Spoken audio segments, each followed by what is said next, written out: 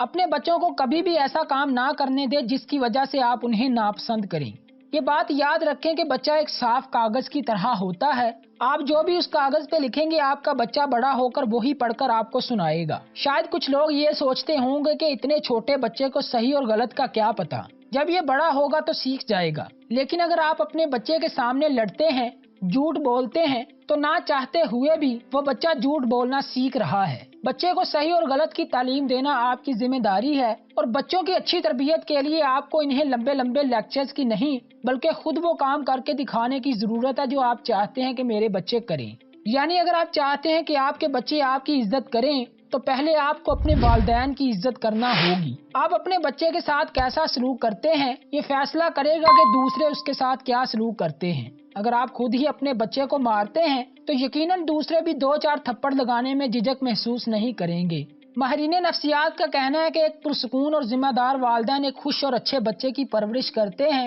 اس لیے اپنے بچوں کو نئی نئی چیزیں سیکھنے دیں اور ریسرچ کرنے کے لیے کھلا چھوڑ دیں، لیکن ایک واضح حد بھی مقرر کریں، اور اگر وہ کوئی غلط کام کرے تو اسے فوراً روک دیں، کیونکہ اس چیز کو نظر انداز کرنا بچے کو بگاڑنے میں مدد کرنے کے برابر ہے۔ اس سے وہ کبھی بھی صحیح اور غلط میں فرق نہیں کر پائے گا۔ اپنے گھر کے کچھ اصول بنائیں اور ان اصولوں کو توڑنے پہ بچوں کو سزا بھی دیں، اور جب انہیں سزا دیں تو واضح طور پر بتائیں کہ یہ فلاں کام غلط کرنے کی وجہ سے دی گئی ہے، تاکہ اگلی دفعہ وہ یہ کام کرنے سے باز رہے، اور اصول بناتے وقت یہ واضح رہے کہ یہ اصول آسان اور اچھے ہونے چاہیے۔